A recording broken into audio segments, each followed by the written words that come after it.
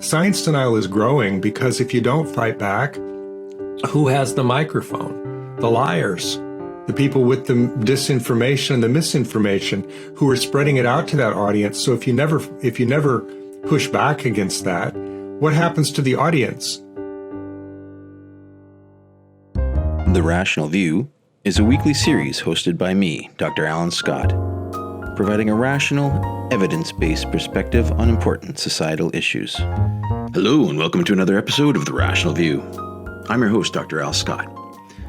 In this episode, I talk to a philosopher and best-selling author who may be the world's expert on bridging the gap in talking to science deniers.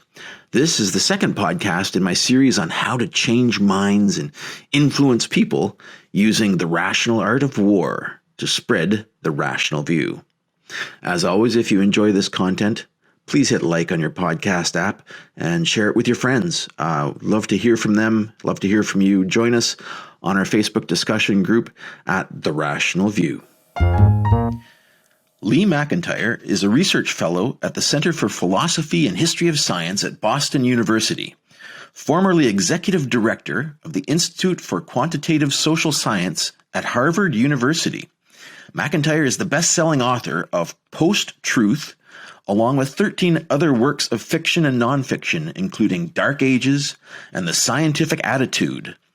McIntyre has had appearances on CNN, PBS, NPR, and the BBC, and has spoken at the United Nations, the Aspen Institute, and the Vatican. He starred in the docu-series INFODEMIC, Global Conversations on Science and Misinformation. In November 2018, McIntyre went undercover at the Flat Earth International Conference in Denver, Colorado, as research for his newest book, How to Talk to a Science Denier, which resulted in over 100 media appearances, including this one. Lee, welcome to The Rational View. Thanks very much. Appreciate you having me. Thank you for coming on. So could you tell our listeners a little bit about your background? Where are you from originally? How did you get into philosophy? Why are you following this path? Right. I grew up in Portland, Oregon, and I grew up in a working class neighborhood, working class family. Neither of my parents went to college. My dad is an electrician and my mom is a tailor. And we had a lot of books in the house, and the way that they raised us was to talk to us, ask us questions. We didn't get a lot of baby talk. They tended to, if you'd ask a question about why is something this way, the answer was, well, why do you think it's that way? Then we'd have a discussion about it. So in a way, I was kind of being prepared to be a philosopher without really knowing it, and without, I think, my parents knowing what they were, why that was something that philosophers did. And my main source of amusement and inspiration back then, the school that I went to was really not very good. I read the encyclopedia. We had one of the books that we had in the house was the World Book Encyclopedia. And my dad, who had paid a lot on a working man's salary to own a World Book Encyclopedia, said, look, everything is in there. That's all human knowledge. And I thought, well, damn, if I read the encyclopedia, I'll know everything. And so I tried to do that. And I found myself drawn to the philosophers and the scientists and the writers. And that's kind of, in its own crooked way, how I ended up becoming a philosopher. That's amazing. So encyclopedic knowledge led you here. I had a similar experience as a child. We didn't have the entire encyclopedia. We just had the free A section. So all of my school projects were on aardvarks and astronomy and anything that began with A. The Funkin' Wagnall is what you had, I'll wager. Probably. Because you could get that with a free set of dishes at the local grocery store. We had a lot of A volumes of the Funkin' Wagnall as well. So with my podcast, one of my targets or one of my goals is to work to help people fight science denialism. And your book was like, wow, this is great. I have to have you on the podcast. We need to communicate and bridge the gap on polarized issues. You've been in the trenches on this topic for a long time, and you've published a treatise, I guess. Could you maybe step our listeners through your thesis? How should we talk to science deniers? Yeah, I think the first thing is to make clear why we need to take science deniers seriously. Because the reaction that I get from a lot of people when they hear that I've written a book called How to Talk to a Science Denier is, why would I want to do that? I'm not going to change their mind. It's never going to work. And it's uncomfortable. And why would I even want to do that?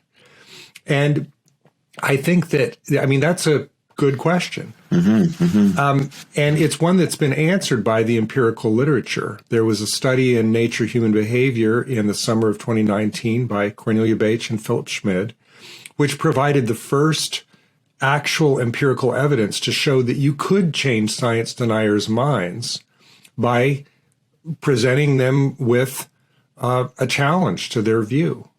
Now, and I go into this, chapter and verse in my book.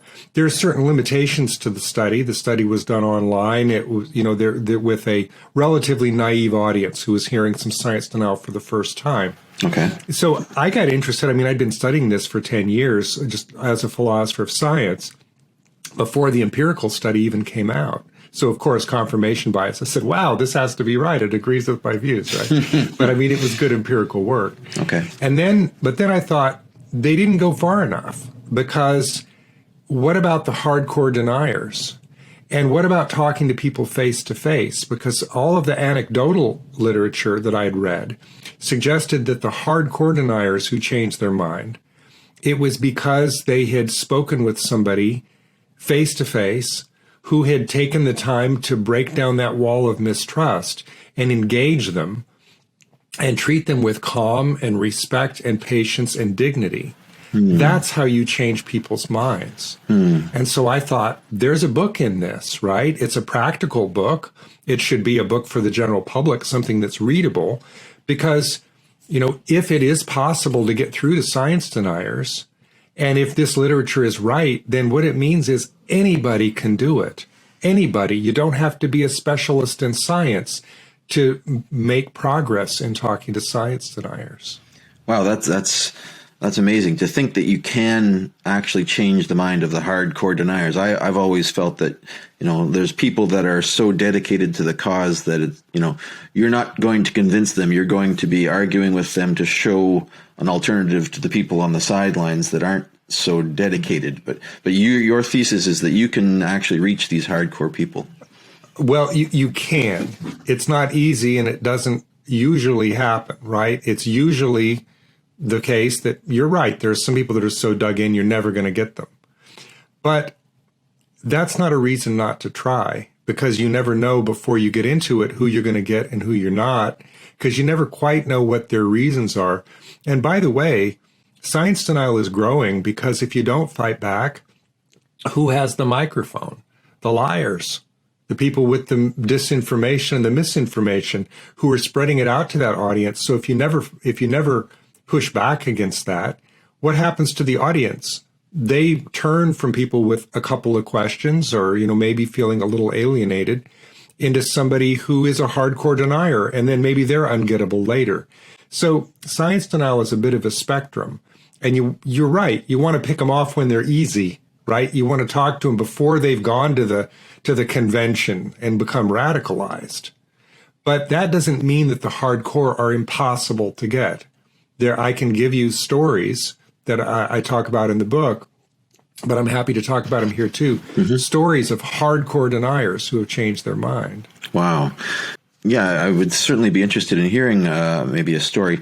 But what I've read is that, you can't convince them using facts, right? You can't just say, you're wrong, here's the science, or you're wrong, here's the data.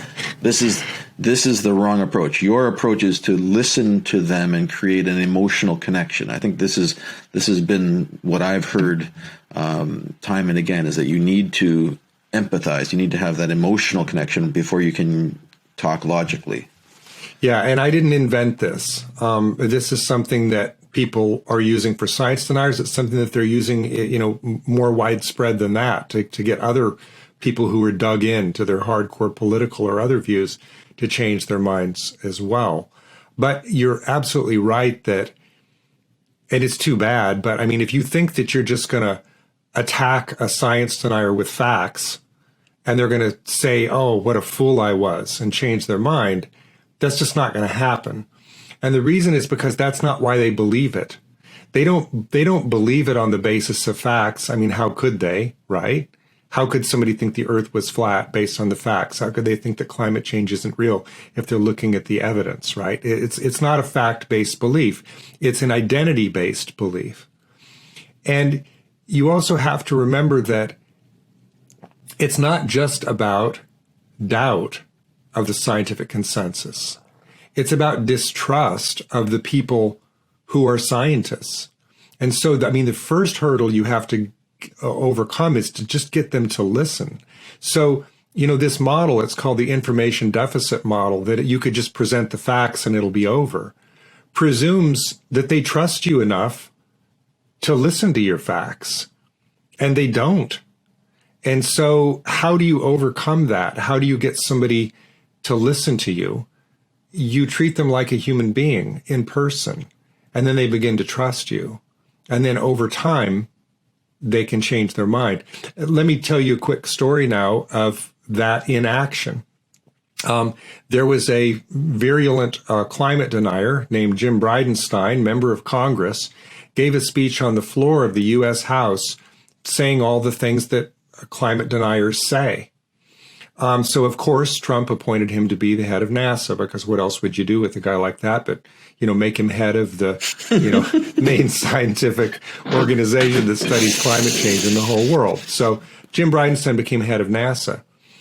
Within a month, within 6 weeks, he changed his mind, gave another speech in which he said he had been wrong, that anthropogenic climate change was real. We were the cause of it. And that's incredible. When's the last time you can think of any member of Congress saying they were wrong about anything, let alone something like that where they were dug in? Now, how did that happen? I think it happened because as head of NASA, what happened with Bridenstine? All of a sudden, he was surrounded with scientists. He was their boss. All these people who had been the enemy, the other, the people that he didn't trust, he knew them on a first-name basis. He was hanging out with them in the hallways. He was having lunch with them. He was their boss. And they're pretty trustworthy, credible people. And he started to change his mind because he started to trust them.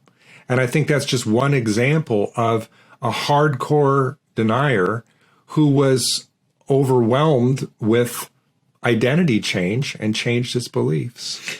Yeah, that seems to be key, is the tribalism involved in these decisions and the isolation, an othering of a group of people whose opinion you don't trust. You need to have that isolation and that othering, I think, to enable science denialism or any of these things. And they cultivate it, by the way, the deniers. The people who cause the denial, the people who are inventing the disinformation that drives the denial, that's their goal. It's not just to get you to believe false information. It's to get you to be so polarized that you don't trust information from any other source. That's, the reason there's so many deniers is because we're targeted for denial. So, that leads to a good question. What's behind all the science denialism we see in the world today? Is it always motivated by a hidden interest? What is driving this? Yeah, it's a great question. It's a complicated question because science denial has been around, for as long as science. But it's, clearly worse back in Galileo's day, back in Giordano Bruno's day when people were burned at the stake, that's pretty bad. Now the consequences are maybe not quite, so awful from the science deniers. But I'll make the claim that others have made that modern science denial really started with the tobacco companies in the 1950s, which discovered that the way to push back against science they didn't like was not with other science, but with public relations. And they did that to such great effect that they were able to raise doubt where there wasn't any about whether smoking caused lung cancer, and really outlined the blueprint that was then followed by, the fossil fuel companies for fomenting climate denial. And so sometimes there's money behind it. Sometimes you just you follow the money, and that explains why the denial is there, because it's in somebody's interest. But it's not always money. Sometimes it's ideology. Sometimes it's political power. And I think one thing that's happened in the internet age is that people have discovered, people with an agenda have discovered, wow, that tobacco strategy looks pretty compelling. If they're able to do that, I can get people to deny whatever I want them to deny, and, for my own selfish interests, not necessarily money, but, other interests. And they do that. And the way they do that is through disinformation. And we're all attuned to this now because of the war in Ukraine. And we see the disinformation coming out of Russia that, they're using about how, well, this isn't a war, it's a special military operation. And, there are Nazis in Ukraine and they're going after, this is all just lies, lies, lies. This is what Putin is a KGB man. That's what they do. Their first and foremost job, spread disinformation. What people don't realize is that Putin has been attacking American science for 20 years, and that a lot of the disinformation about climate change, about vaccines, especially about the COVID vaccines, about GMOs, about 5G, is from Russia. There are Russian troll farms that create and pump this stuff out. It's picked up by American media because it is, mother's milk for the culture wars, for the polarization that's going on between the political parties, and they pick up Russian propaganda, pump it out, and then it ends up horribly. It ends up where you have something like vaccines, anti-vax, which was really nonpartisan or bipartisan from the beginning. I mean, there were liberals as well as conservatives who were against vaccines, which doesn't make it right. It just, shows you that it hadn't really been politicized yet. But now the COVID vaccines, boy, that's a political thing. How did that happen? Because somebody politicized it for their own purposes. So denial happens not by accident. I often say that science denial is not an accident, it's a lie. Somebody on purpose is creating disinformation, which is used to radicalize people into disbelieving. It's the same thing that happens with with war, with, battles between foreign countries, the information war going on right now between Russia and Ukraine. It's the same. It's just over here with the domestic audience. So the strategy then of these denial pushers is to sow distrust amongst a group, an authority figure, or a group in authority. It's not necessarily to put together a cogent argument against That's right. the science. It's to poke holes and create mistrust, and then doubt will follow. Is that the basic strategy? You don't need a cogent argument. All you need to do is to raise doubt. If you can raise enough doubt, and you know what, the doubts that you raise don't even need to be consistent with one another. There's an old Soviet, or actually it predates the Soviet era. It goes back to Lenin. There's a technique of disinformation called the fire hose of falsehood. The Gish Gallop. You raise doubts, and they can be self-contradictory doubts, but it doesn't matter. When they accused Putin of poisoning Navalny, or actually it was another guy, it was before Navalny, which he did. He said, we don't even have that kind of poison in Russia. And, maybe it was the Israelis, and, we can't prove that it was poison. And, if somebody did it, it wasn't us. And if it was us, it wasn't something that I knew about. Just this laundry list of contradictory bullshit. He was not even trying to be consistent. He didn't have a coherent picture of the world, just it's not me. And that's what happens with denial, too. By the way, not just with science denial. Look what happened with the January 6th insurrection. What was the claim? Well, these from the right, these are not actually, this wasn't an insurrection. It was a peaceful protest. And if it wasn't a peaceful protest, then it was Black Lives Matter or Antifa. And, it was the fire hose of falsehood. It was the same thing, out of Soviet Russia. Same technique. It seems to be just throwing bait out there and looking for people to take it based on their biases rather than to examine it critically. So, I mean, you can disagree with any particular topic in science. There is disagreement, which is healthy in science. Where do you draw the line between scientific controversy and denial? Is it if nobody admits they're a science denier? That's right. What questions should I be asking myself to determine if maybe I'm not being controversial, I'm a denier, I've been radicalized? Yeah. I've never met a denier. It's always, I'm not the denier, you're the denier. You're still believing the information from NASA. Why do you think we went to the moon? I'm the scientist, Yeah, no, that's you're absolutely right. Here's the rubric that I use.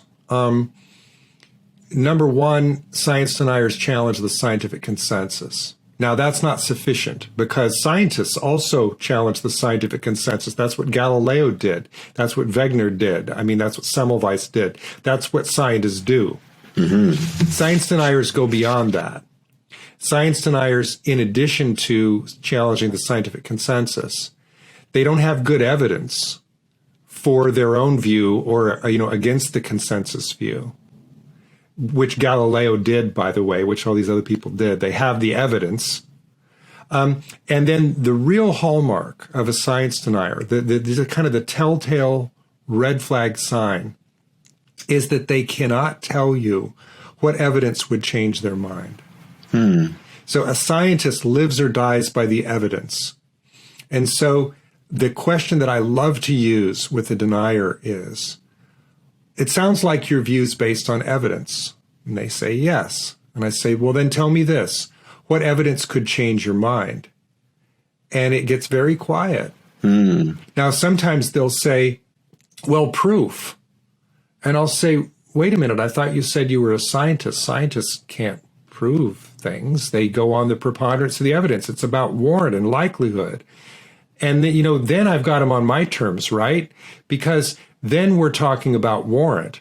And, I love that moment when they say, well, but wait a minute, if you haven't disproven my hypothesis, it could still be true.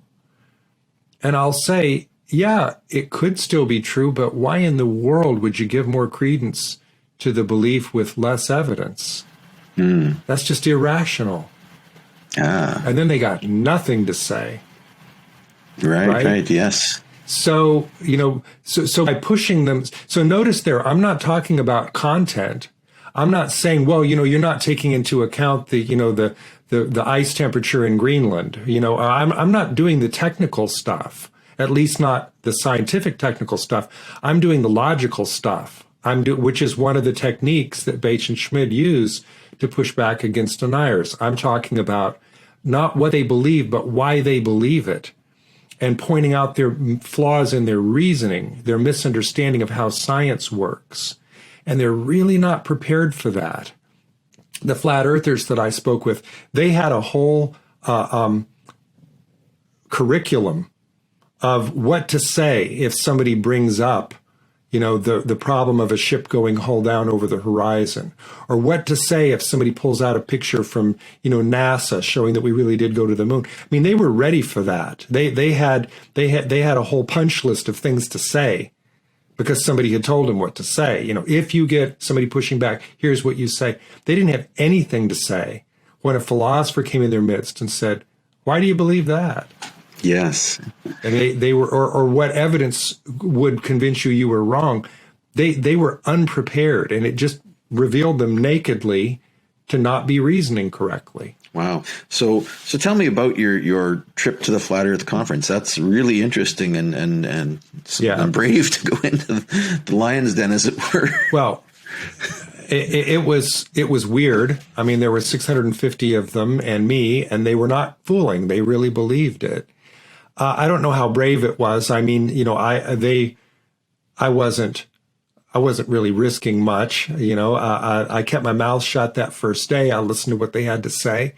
It was intimidating in a way because, all these people who believe something that, I know is wrong. But once I kind of came out and started talking to them, they were really fascinated. They wanted to talk to me. They wanted to convince me that I was wrong. Mm-hmm. And, I wish I could follow up on what I just said about, the techniques that I used on them to say, that one of them did pull off their badge and say what a fool I was and leave the conference. That didn't happen.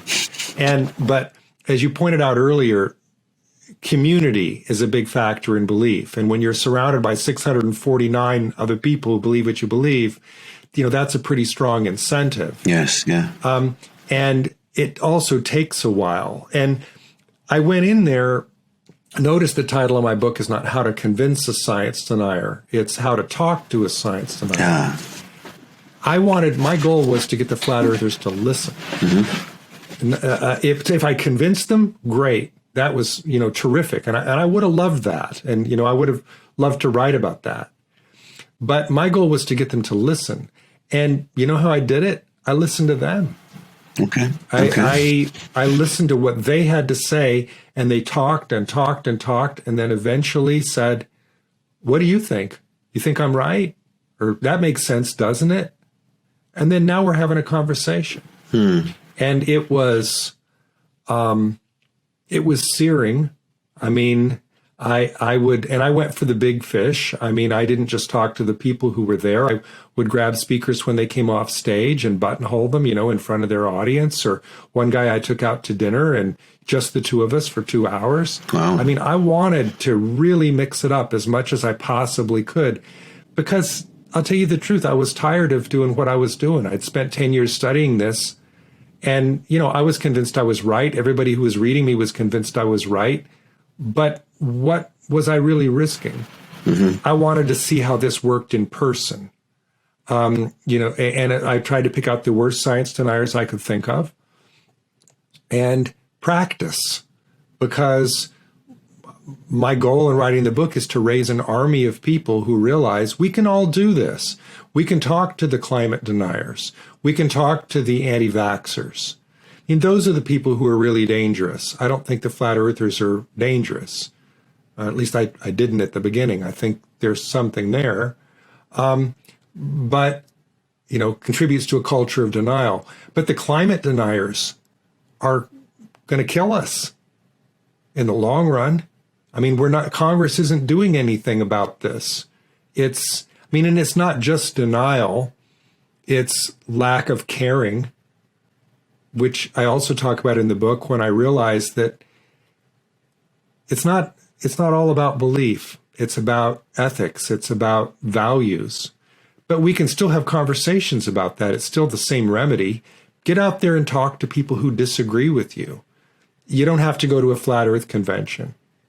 But you can. There's a new book out right now called Off the Edge by a journalist and I haven't read it yet, but she's already doing some media, and it sounds like terrific stuff. And she went to or she engaged, I don't know if actually, because I haven't read it, whether she went to a convention like I did, but she writes about the flat earthers. But I mean, we should be doing this for all science deniers. Indeed. I think, one of the reasons I started this podcast was the same issue. I'd been, skirmishing one-on-one in the comments section of various anti-science groups and just feeling beaten down. I needed to have a bigger voice somehow. You need to have an army of people willing to have these one-on-one conversations.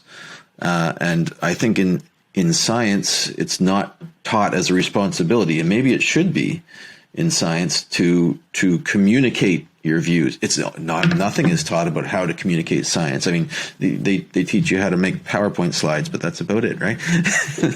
Well, and that's too bad, because the scientists are in some ways the best advocates, because nothing will overcome your distrust of a scientist like meeting a scientist. They're warm and interesting people, trustworthy. They're get them to talk about confidence intervals. I mean, I mean, I'm a nerd, so I'm interested in that stuff, but I mean, they're quite, they puncture the stereotype when you meet a scientist, as Jim Bridenstine found out. That bridges the otherness. You can't other people once you've talked to them and met them and Once you know them, and they're handing out their business cards, which I recommend that scientists do, and encourage people to call with questions. And there, by the way, there are now places that train scientists to do this kind of communication. There's the Alan Alda Center up at Stony Brook. And there's the Center for Public Engagement with Science at University of Cincinnati. And they're training journalists and scientists and others to have these kinds of conversations, which we should all learn how to do. Any ally of science can learn how to do this. One of the problems I see is the fact that many people's interactions are all through social media. And social media is set up to provide an echo chamber, to reinforce whatever you want to hear. And nobody wants to hear things that say they're wrong. Nobody wants to hear the other side. So it sets up silos of communities with like minds. And it, I think, is partially responsible for or maybe mostly responsible for the upsurge that we see in these obviously easily refutable science denial facts coming to the surface. That and mainstream media to a certain extent as well. But the social media echo chambers is a problem, and people, it's easy to flame people and to laugh at them and make fun of them and stereotype them as idiots. But they're not all idiots. Like a lot of these people are just in the wrong tribe, or they've been convinced by leaders or people with an agenda that that you shouldn't trust science. So, how do we get over the problems of social media? How do we get people to talk empathically across the divide? It's a great question. Social media is a big part of why science denial is so virulent now. Notice in what you said, I love what you just said, because it makes clear that it degrades everyone's behavior, not just the science deniers, but the allies of science as well. The flaming, the pushback, the way that it happens, because it's behind this screen and we're not having a human face-to-face conversation with somebody. So, I think, again, that the solution is, as often as possible, to have conversations face-to-face. One thing you realize, too, when you talk to people face-to-face is not only that they're maybe more reasonable than you thought, or that you have more in common with them than you thought, at least. It's that, once people step outside that echo chamber of social media, you begin to get a sense of the proportion. On social media, it can seem like, well, it's, 50-50. It's not. The people who are the deniers have a huge microphone for a very fringe message, and they're pumping that stuff out there 24/7. Are the allies of science working even half that hard? I remember reading a study. This was on conspiracy theories, which is part of science denial. It wasn't on science denial per se, but it was on conspiracy theories. And one of the researchers found that one of the main guys pumping out the conspiracy theories on Reddit had, if you added up all of his posts, it was equivalent to the Lord of the Rings trilogy. That's how hard some of them are working. There was a study out of the Center for Countering Digital Hate last year, which found that 65% of the anti-vax propaganda on Twitter was due to 12 people. Wow. So, and that's in terms of, reach, volume. So that's the problem with social media. It can make, it applies this shadow to a mouse that makes it look like a bear. It's not. It's a small group of people with an absolutely enormous megaphone. And if, by the way, we still should push back on social media, because if you don't, that megaphone's going to go out to all these other people who are also thinking, wow, look at all these other people. And it's the algorithms too. You go to YouTube, you watch one flat earth video, it gives you 20 more. That makes it seem like, wow, there must be something to this. Look at all these people who agree with me. There aren't that many of them. Now, there are a lot of people who are anti-maskers, anti-COVID. But it's because of the ineffective pushback in the messaging. I mean, again, that was created and it was very masterfully pumped out by the disinformers on social media. And, they succeeded. In fact, they succeeded so wildly that it blew back. I mean, one of Putin's goals in creating all of that disinformation about Moderna and Pfizer vaccine was because he wanted people to take the Sputnik 5 vaccine. He wanted that to be the dominant one on the world market. It's a lot of money if that's the one that, the rest of the world took up rather than the Western mRNA vaccines. But he did such a good job with the disinformation that now there are people in Russia who are anti-vaxxers. There are people who are afraid to take the Sputnik 5 because it might have microchips in it. It might result in infertility. It might this, it might that. So, those lies blew back on them. And by the way, I mean, they are lies. That story about the microchips, you trace that back to its origin. That was invented by the GRU in Russia that pumped it out to one of their English language propaganda arms called the Oriental Review, which said, at the end of this complete lie of a story, share on Facebook, share on Twitter. This was in April 2020, before the mRNA vaccines had even been invented. It said any future vaccines were going to have microchips. A month later, 44% of Republican voters thought that it was true. So this is a wildly effective method to pump out false information. And we have to push back on social media, but take it offline as well, just to get people to realize this stuff is not true. It seems like you're swimming up a waterfall. These conspiracies are funded sometimes by very deep pockets when there's money behind them, or politics behind them, or states behind them. And the people that are countering it are volunteers, are people that, I'm not paid to do this. This is something that I do because I think it's important. We need to organize better, I think. It doesn't have to be just grassroots and after the fact. I mean, one of the pleasures of reading the literature on this is to discover that maybe even more effective than debunking is pre-bunking. Okay.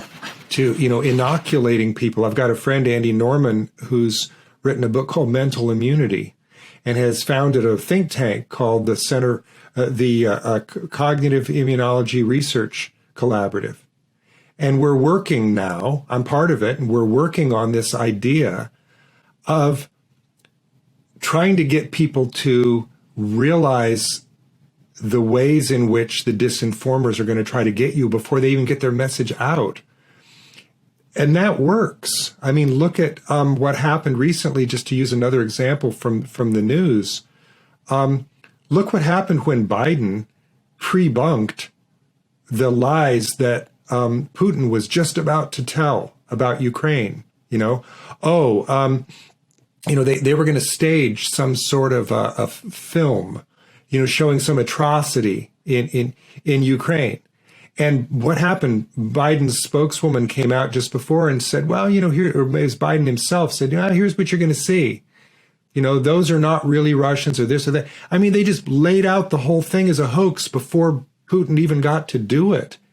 That was really effective, to pre-bunk, to get to the people with because people believe the message that they hear first, to get to people before they've heard the false information and say, here's what the other side is going to do. They're going to lie to you. They're going to tell you this, this, and this. So don't believe it when it happens.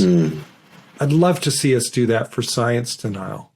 I mean, why is it that the disinformers were pumping out their propaganda in April 2020 and the debunkers didn't really get their boots on until after people had refused to take the mRNA vaccines, maybe 6, 8, 10 months later?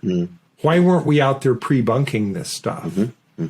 That seems like a great idea, but then you have to guess where the denial is going to come from first. And I don't think anyone would have thought that flat earthism was going to be a big factor in the year 2022. Flat Earth, I've got to say, flat Earth is the one exception topically, because I could never figure out for all of my study who's making a buck on this, whose ideology, whose political power is being influenced. There doesn't seem to be a lot of money. There doesn't seem to be a campaign. I can't figure out any foreign government, any organization that's shilling this. That does seem to me to be a grassroots thing. Now, maybe I'm duped. Maybe there is something here. But to me, it just didn't seem, that seemed like one that just grew up organically. And that can happen, by the way. It seems to, it contributes to the general mistrust of science and authority, I think, and whether or not it's pushed as part of that or whether it just grows out of it. It's still dangerous. And I mean, they still believe 20 other conspiracy theories, that maybe do hurt us.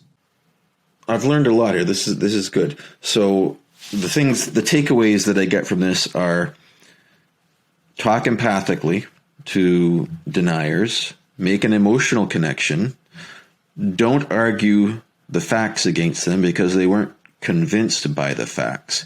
You need to look at the logic behind how they arrived at their position and show that it's logically unsupportable, and pre-bunk. Is that the basic recipe for? Yes, for that's the recipe for most of us. I mean, if you're a scientist, go ahead and talk facts. The Bates-Schmidt study showed that could be effective. But my point is, don't stay out of the fight because you're not a scientist. Don't say, I don't have a PhD in, climate science, so I can't even have this conversation with them. I don't know what to say. I'm not a physicist or an astronomer, but I went to talk to the flat earthers. You didn't have to be a physicist or an astronomer to engage them and push back. So, yes, you're right. There's one more takeaway that I forgot to talk about, and this is important. The whole strategy of talking logic with them is called technique rebuttal. And it's based on 5 pillars. There are 5 steps to realize here. Okay.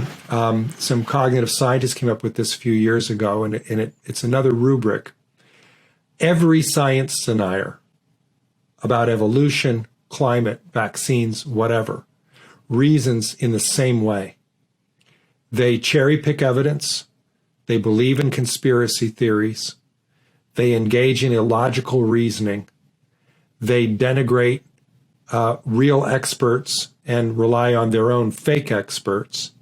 And they think that science has to be perfect. Once you know those 5 steps, that's kind of a guide to in your own pre-bunking, or not just debunking, but in pre-bunking, right? Because you go into this conversation knowing this person is a science denier. So they're going to cherry pick evidence. They're going to engage in conspiracy theories. I have to be ready. I have to know what to say when they do that. Mm-hmm. Yeah. The science is perfect thing is very important too. I mean, it's just an obvious misunderstanding of science. Science is always progressing, and it's always never hold. There's no proof, as you say. It's always the weight of the evidence shows this or that. That's how science moves forward. So yeah, that's a key issue, and I like the logic on that. You can disprove things in science, but you can't. How are you going to prove that anthropogenic climate change is real? Well, there's such overwhelming evidence that Reuters reported a few years back that it was 1,000,000 to 1 that the deniers were right. That's good enough.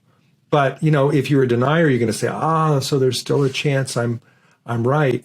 To really understand science, I think Stuart Firestein wrote a great book years ago called Failure, and he had another one called Ignorance. 2 of the best books I ever read to understand how science works. Scientists they make mistakes and they learn from those mistakes. That's how science proceeds. It's not perfect. Mm-hmm. It's uncertainty is a central part of how science makes progress. Uncertainty should be embraced by scientists. Yet when their back gets against the wall, sometimes they'll say, oh no, this has been proven. Big mistake, because you can't take that back once you say it. And then if there's any evidence against, then the deniers think, aha, you're a liar and I got you. So, that's not the hill we need to die on. We need to say science can't prove, but there's a mountain of evidence. And why in the world would you give more credence to the hypothesis with less evidence? That's an important point. And I like your point that you don't have to be a PhD to make a difference. That I think a lot of people are hesitant to engage science denialism because they don't feel confident in their expertise or they don't have the knowledge. But that's a strategical error. And it's easy to get caught up in the fire hose of disinformation, or the Gish Gallop, as I call it. Gish is a creation scientist who puts out, just a poke holes in a whole bunch, create doubt in a whole bunch of theories, and put the person on the defensive, trying to get the evidence to argue against each of these. That's not the proper response to being Gish Galloped. The proper response is to say, okay, well, what's your theory? What's your competing theory? It doesn't seem to hold together. You can't plug all the holes. Science never plugs all the holes, and you just look like you're confused or on the defensive. You need to basically get them to the point to agree that, okay, this is not a false dichotomy. Just because I don't know everything about science doesn't mean science is wrong. Right, or that you'd have to plug all those holes. And I mean, by the way, remember that their knowledge, so they've been prepped for that. They know about, the 6 alleged holes in evolutionary biology. And, they'll, well, what about this study? What about that study? Can you refute this? Can you refute that? They don't know much more than that. Again, try to get them on the grounds of talking about why, not just what they believe, but why they believe it. But here's a great strategy. If you don't know what else to do, tell them, convince me.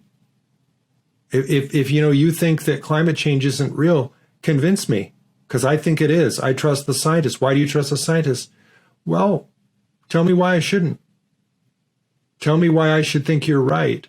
And then as they talk, it'll all come out. The conspiracy theories, the illogical reasoning, the fake experts. And then that gives you an opening to say, well, wait a minute. Yeah, I've heard of that guy. Wasn't his work refuted? Oh, no, it wasn't refuted. Well, didn't he lose his medical license? Wasn't the theory unreproducible and the study was retracted? Well, that's because of the bias. That's because the Institute of Medicine is run by a cabal of this and that. You say, well, where's your evidence for that? Mm-hmm. Well, so it's pretty easy if you let somebody talk who doesn't know basically what they're talking about. You let them talk long enough, they will contradict themselves, and you wait for your moment. Sometimes it makes them uncomfortable.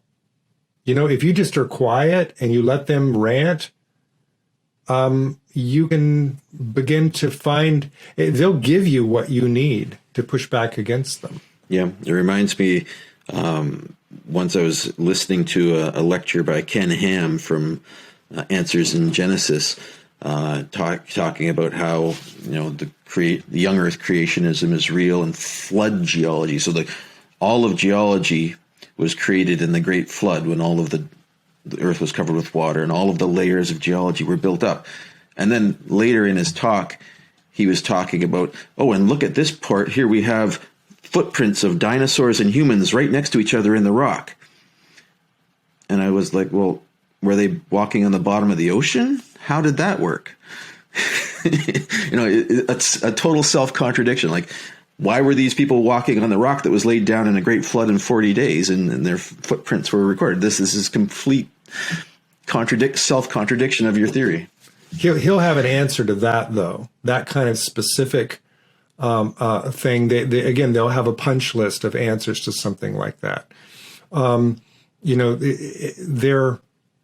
doesn't mean you shouldn't do it. I mean, when creationists bring up things about the complexity of the eye, there's pushback. There are now studies which show that even the proto-eye, even an eye that can only distinguish between light and dark, would be evolutionarily advantageous. So this idea that, no, it all has to be perfectly working together, which would be a miracle if it came together, before it could be selected for, is bunk.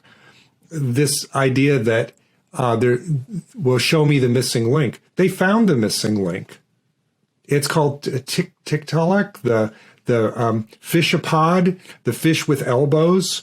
They found this. So, don't let them get away with that one anymore. So, I mean, there are ways to push back on the content, just by doing a little reading and then hear what they have to say about that. So some of them still don't know that.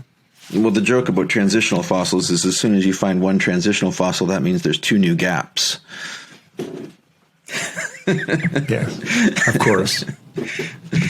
So this has been great. I really enjoyed talking to you about this and your strategies. I'm hoping all our listeners, you guys will take this to heart and use this in your daily activities. Go out and talk to people outside of your echo chambers. Go out and ask these important questions, because we need to talk empathically if we want to convince people. And it's got to be a lot of one-on-one conversations. So thank you so much for coming on. Thank you. I have a question I'd like to ask you. I ask all of my guests. Sure. What kind of science fiction are you interested in? What's your favorite science fiction? Do you read any science fiction or watch I have to confess, I don't read science fiction. Science fiction or movies. It's the one genre that I really can never get my head around it, but I'll tell you the reason why. It's because I never know what to take for granted. I never know what's a law and what's not a law.